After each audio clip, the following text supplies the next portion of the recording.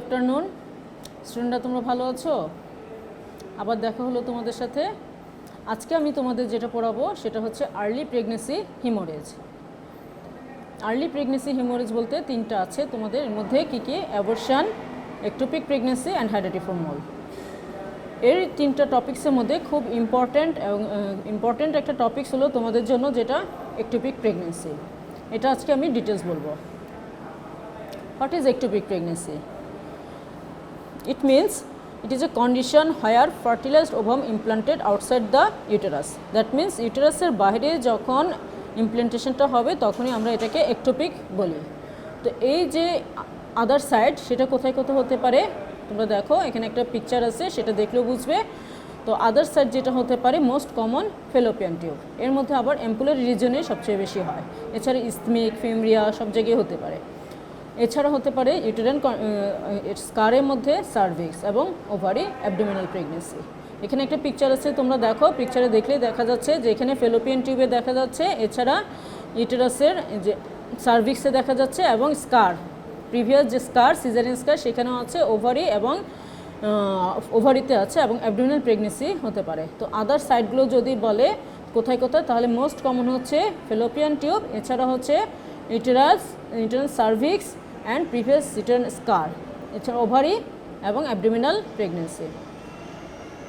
এখানে দেখো পিকচারে একটা লোয়ার ইউটেরাইন সিজারিয়ান সেকশন স্কারে একটা একটোপিক প্রেগনেন্সির ছবি দেখা যাচ্ছে। What are the risk factor for ectopic pregnancy? কারা কারা বেশি রিস্ক? এক নম্বর সবচেয়ে মোস্ট কমন যেটা পেলভিক ইনফ্লামেটরি ডিজিজ। কেন হয় এখানে? যাদের পেলভিক ইনফ্লামেটরি ডিজিজ হয় তাদের সাধারণত এন্ডোমেট্রিয়ামটা নষ্ট হয়ে যায়, তো সেইখানে ইমপ্লান্টেশনটা হতে পারে। এছাড়া হতে পারে প্রিভিয়াল একটোপিক প্রেগনেন্সির হিস্ট্রি থাকলে, tubal surgery or reconstructive surgery থাকলে হতে পারে। এছাড়া স্মোকারদের হতে পারে, ইনভিট্রো ফার্টিলাইজেশনও বেশি হয়। ক্লিয়ার? এখন তোমাদের কোশ্চেন আসবে, what are the types of the ectopic pregnancy? কী কী ধরনের একটোপিক প্রেগনেন্সি হতে পারে? একটা হচ্ছে প্রথমে ruptured ectopic pregnancy or acute ectopic pregnancy, unruptured এবং ক্রনিক। রাপচার্ড মানে ভিতরে ব্লিডিং হচ্ছে, ফেটে যাচ্ছে। তো এই পেশেন্টগুলো কীভাবে প্রেজেন্ট করতে পারে অথবা ক্লিনিক্যাল ফিচার কী কী হতে পারে? তো তিনটার প্রেজেন্টেশনই কিন্তু তিন রকম হবে। সাপোজ যদি অ্যাকিউট একটোপিক প্রেগনেন্সি হয়, দ্যাট মিনস রাপচার মানে কি? ফেলোপিয়ান টিউব বলো বা যেখানেই হয়েছে ইমপ্লান্টেশনটা সেটা ফেটে যাচ্ছে, ফেটে গিয়ে ভিতরে ব্লিডিং হচ্ছে। তো এই পেশেন্টগুলো কীভাবে প্রেজেন্ট করবে? মেনলি তোমার সিমটমের মধ্যে থাকবে একটা শর্ট পিরিয়ড অফ অ্যামিউনিটিয়া থাকবে, এছাড়া এই পারভেজানাল ব্লিডিং এবং সিভিয়ার পেন থাকবে ওদের। ইভেন প্লেনটাকে এভাবে বলা হয় ল্যান্সিনেটিং পেন। অন এক্সামিনেশনের পেশেন্টগুলো অ্যানিমিক থাকবে, অ্যাবডোমেন ডিস্টেন্ডেড থাকবে এবং টেন্ডার থাকবে। পারভেজানাল এক্সামিনেশন করলে মোশন টেস্ট পজিটিভ পাবো, দ্যাট মিনস আমরা যখন সার্ভিক্সকে টাচ করব বা স্টিমুলেশন দিব তখন খুবই পেন ফিল করবে। আর এই পেশেন্টগুলো কীভাবে প্রেজেন্ট করবে, দ্যাট মিনস ক্লিনিক্যাল ফিচার কী কী হতে পারে? অ্যাকিউট হলে একরকম প্রেজেন্ট করবে, আনরাপচার্ড অথবা ক্রনিকের সময় বিভিন্নভাবে প্রেজেন্ট করতে পারে। সাপোজ তোমার যদি অ্যাকিউট রাপচার একটোপিক প্রেগনেন্সি হয় তাহলে কীভাবে প্রেজেন্ট করবে? সেক্ষেত্রে একটা পেশেন্ট থাকবে সাধারণত শর্ট পিরিয়ড অফ অ্যামেনোরিয়া, এছাড়া পারভেজানাল ব্লিডিং এবং সিভিয়ার ল্যান্সিনেটিং পেন অথবা পেন থাকবে। অন এক্সামিনেশন পেশেন্টগুলো অ্যানিমিক হবে, severely anaemic, abdomen tense, tender, distended থাকবে। অন পারভেজানাল এক্সামিনেশনে মোশন টেন্ডারনেস থাকবে, দ্যাট মিনস সার্ভিক্সকে যদি তুমি ফিল করো এবং স্টিমুলেট করো পেশেন্ট পেন ফিল করবে। আর যদি এটা আনরাপচার্ড হয় অথবা আনরাপচার্ড যেটা মানে হচ্ছে একটোপিক প্রেগনেন্সি বাট এখনও রাপচার নিয়ে আসেনি, এগুলো সাধারণত ইনসিডেন্টাল ফাইন্ডিং। সাপোজ এই পেশেন্টগুলো নিয়ে আসবে একটা short period of amenorrhoea, say pregnancy confirm করার জন্য একটা সোনোগ্রাফি করলো, সেখানে তোমার ইনসিডেন্টাল ডায়াগনোসিস হলো আনরাপচার্ড বা টিউবাল প্রেগনেন্সি। তো এইভাবেই আনরাপচার্ডগুলো আসে। এই পেশেন্টগুলো এক্সামিনেশনে তেমন কিছুই পাবে না, পেশেন্টের জেনারেল কন্ডিশন সাধারণত নর্মালি থাকবে, অ্যাবডোমেন মাইল্ড টেন্ডার হতে পারে এবং পারভেজানাল এক্সামিনেশনে একটা ইল ডিফাইন্ড ম্যাস পেতে পারি আমরা। তো এগুলো ইনসিডেন্টাল ফাইন্ডিংয়ে বেশি। আর ক্রনিকের ক্ষেত্রে পেশেন্টগুলো কীভাবে আসবে? ক্রনিকের ক্ষেত্রে এই পেশেন্টগুলো ইউজুয়ালি একটা লাম্প হয়, লাম্পের কারণে একটা অ্যাবডোমেনের লাম্প বলতে পারে, এছাড়া সে ইরেগুলার পারভেজানাল ব্লিডিং নিয়ে আসবে এবং কিছু ব্লাডার সিমটম নিয়ে আসবে, যেমন ব্লাডার ইরিটেশন, ডিজুরিয়া, পেন ডিউরিং মিক্সচারেশন, এগুলো বলবে। ক্লিয়ার? অন এক্সামিনেশন আমরা কীভাবে পাবো? একটা ক্রনিক একটোপিক প্রেগনেন্সি যেহেতু বললাম একটা লাম্প হয়ে গিয়েছে, তাহলে অ্যাবডোমিনালি আমরা ইউনিল্যাটার একটা লাম্প পাবো। পেশেন্টগুলো এবং এটা tense tender, mild tense tender থাকবে। পারভেজানাল এক্সামিনেশন করলে একটা ক্রনিক ম্যাস বা ইলডিফ একটা ম্যাস পাবো, বগি ম্যাস পাবো। আচ্ছা, এই পেশেন্টগুলোকে তুমি এখন কিভাবে ইনভেস্টিগেট করবে? ফার্স্ট অফ অল আমরা ইউরিন ফর প্রেগনেন্সি যদি করি পজিটিভ আসবে, ইজিলি 50% ক্ষেত্রে urine for pregnancy test positive আসে। তারপর করবো আমরা serum beta HCG. Usually normal প্রেগনেন্সিতে বিটা এসিজি যেরকম হওয়ার কথা এখানে তার চেয়ে কম আসবে, কারণ এটা সাইডটা অন্য জায়গায়, সেই জন্য। এছাড়া কনফার্ম করবো কি দিয়ে? আলট্রাসোনোগ্রাফি। আলট্রাসোনোগ্রাফিতে বলবে uterine cavity is empty and other side implantation present. তারপর কনফার্ম করলে এখন তোমার এই পেশেন্টগুলো, সাপোজ একটা পেশেন্ট একটোপিক প্রেগনেন্সি, তুমি এগুলো কীভাবে ডিডি কী হতে পারে? তাহলে ডিডি তোমার অ্যাকিউট যদি হয়, acute that means ruptured ectopic pregnancy হয়, সেই ক্ষেত্রে পেশেন্ট যেহেতু সিভিয়ার পেন নিয়ে আসছে, যে কোনো অ্যাকিউট অ্যাবডোমিনই হতে পারে। যেমন তোমার হচ্ছে rupture chocolate cyst, rupture corpus luteum, acute appendicitis, urinary tract infection, এগুলো তোমার ডিডিতে আসবে।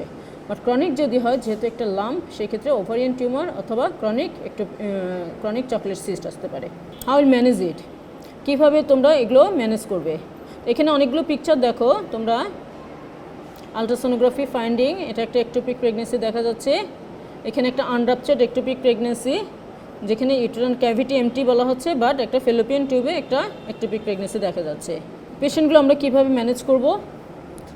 এখন ম্যানেজমেন্ট হচ্ছে তোমার পেশেন্ট কীভাবে প্রেজেন্ট করলো সেটার উপর। অ্যাকিউট হলে একরকম, আনরাপচার্ড হলে একরকম, এবং ক্রনিক হলে একরকম। সাপোজ তোমার পেশেন্ট যদি অ্যাকিউট কন্ডিশন নিয়ে আসে, that means acute ruptured ectopic নিয়ে আসে, এর ম্যানেজমেন্ট হচ্ছে at first hospitalisation of the patient and counselling with the attendant.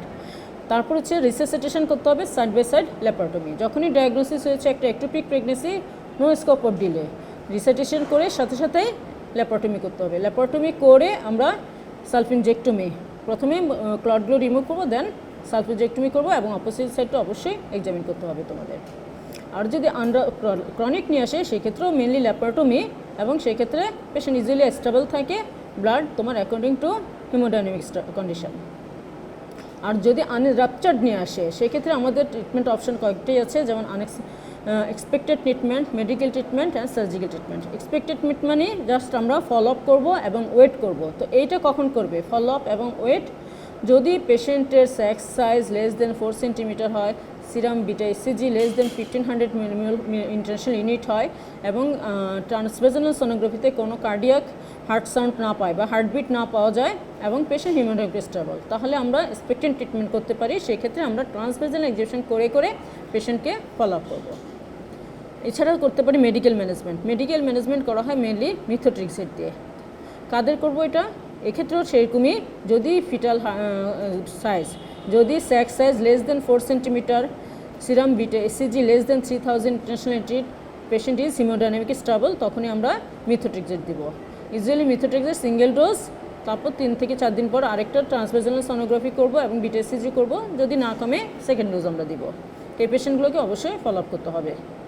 এছাড়া সার্জিক্যাল ম্যানেজমেন্ট কী কী আছে? সার্জিক্যাল ম্যানেজমেন্ট হতে পারে conservative surgery and definitive surgery. Conservative surgery linear salpingostomy, fimbriolysis অথবা milking বলা হয় যেটা।